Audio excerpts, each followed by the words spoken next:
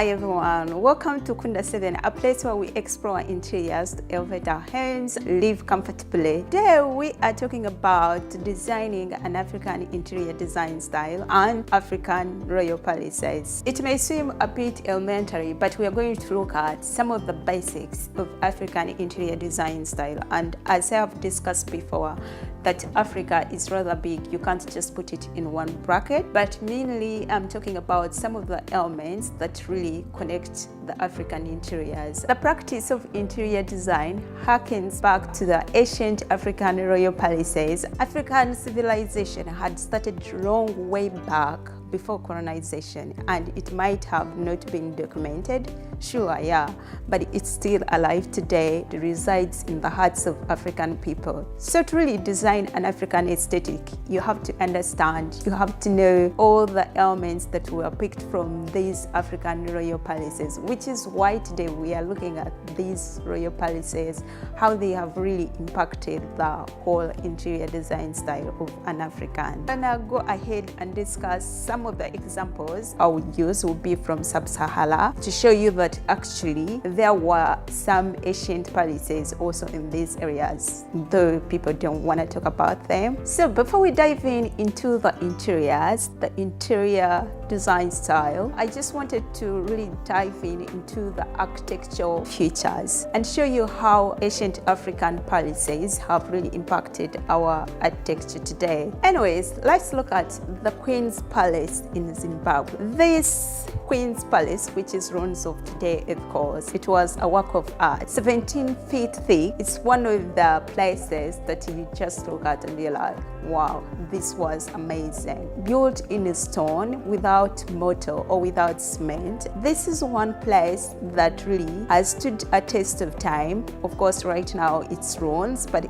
this was amazing. This ancient royal palace has really influenced some of the recent buildings today. If you look at the International Mugabe Airport building, was really influenced by this ancient royal palace. And this is seen throughout the modern Africa that we see today. Today, you're gonna see that there is still use of stone in African architecture. Of course, right now they use cement, they use mortar, and they never use cement in this, which took a lot of labor, I do think. Of course, today we are looking at things that are weather resistant. The reason why you can't find so many buildings standing in Africa is because Africans' mindset was set to preserve the environment. So definitely there was so much influence from the ancient African royal palaces into the Africa that we see today. Furniture. To design an African aesthetic, you have to understand what kind of materials that are actually used in African interiors. So African interior design style is inspired by nature, utilizes natural shapes, textures, and finishes. So much of African furniture is made from ebony, mahogany, or sandalwood, or sometimes rattan, which are all natural materials. And of course, we don't really have so much history on that simply because they are natural materials and I don't think they stand a test of time. If you're going for an African aesthetic,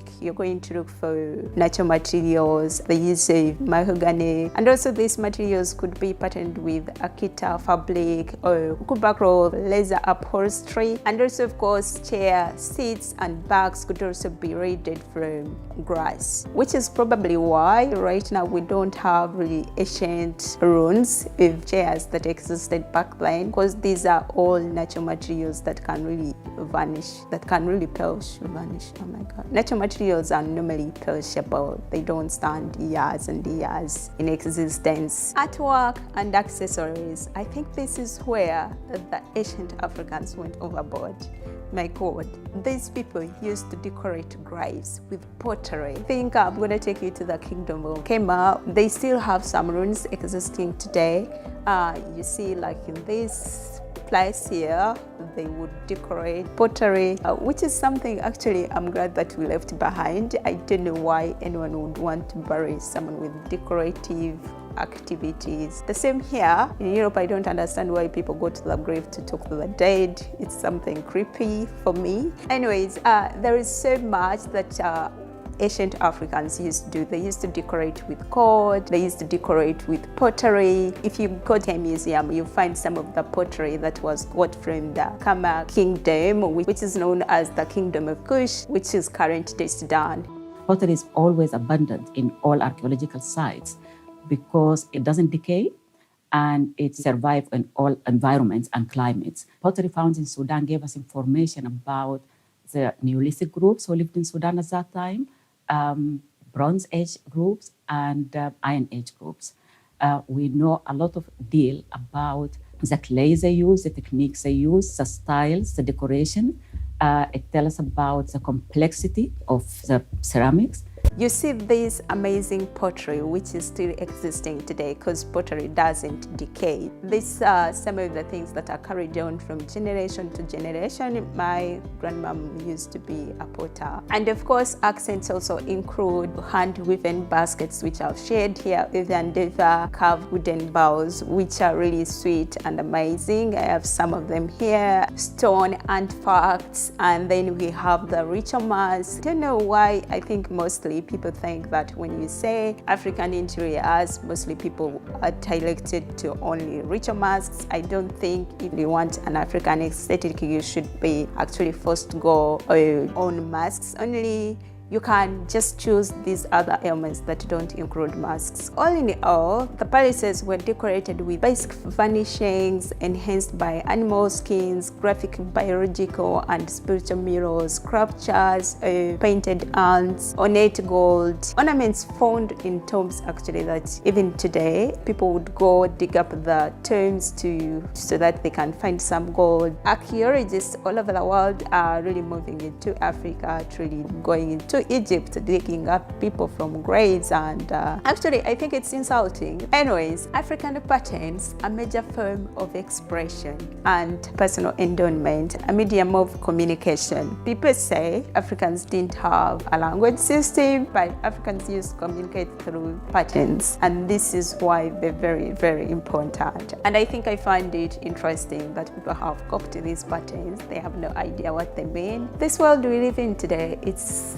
interesting. It's just like I grew up knowing that Romeo and Juliet was original work of Shakespeare, but it turns out that actually it wasn't his original work, like he adopted it from someone else in Italy. Patterns are some of the things you can really employ in your space to have African aesthetic. They were used as these exquisite textiles give wearers and admirers insight into social, religious, and political African context in an abstract and approachable way. Surprising enough, these were also adopted from ancient royal palaces. Now, I want you to take a look at this Zimbabwe wall. You can really identify this pattern, which is also used actually also in our designs today. You'll see this everywhere if you're really attentive. Some of these patterns were really gotten from way back from really ancient times. So it's really amazing how ancient Africa impacted the day-to-day Africa that you say. Flowers today mostly they're really sandstone or concrete, mostly because of the climate. Then you will see ute rugs used. So often mats. I think I'll get a picture you guys to show you some of the mats that are really designed with names, with different patterns, and sometimes you will see sesame mats and the flowers. So it really depends. Before in the ancient times, it was I think it was untreated surface. It was amazing. I do think it was amazing because the mentality of Africans before, it was preserve the environment. It wasn't a capitalism mindset whereby you're supposed to own so much, own things you don't use. What was important was being a peace of mind and living in a community with people. And now that's what the world pushed. Everyone is hoping on it. And now the world is crying like, oh my God, we are killing the environment. But this is what the agenda you push. So now here it is. So we're gonna enjoy it all together, I guess. The color palette, I think I've talked about this before. When it comes to colors, I think it will really depend. Just like I said, Africa is rather big. These different places, they have different color palettes that really impact how they do the interiors. When you go to Morocco, when you go to South Africa, West Africa, Rwanda, different people, different places. tones, but I think mostly they are home colors: terracotta, burnt orange, deep brown earth tones with textured soft beige, cream or white painted holes. Designing and styling. So overall, when you're designing an African aesthetic, mostly what you have to keep in mind that in ancient times, these people used to keep their decor very minimalistic. Life was more things that were just minimalistic in nature. So if you want really to have that cohesiveness into your space, don't overpile your space with masks or anything. Just be minimal, and I guess you'll be able to achieve a very cohesive place. So I think thank you for watching. Thank you for being here. I guess I would really appreciate it if you subscribe and leave me a comment. Otherwise, I guess I'll see you in my next video, guys. Bye bye.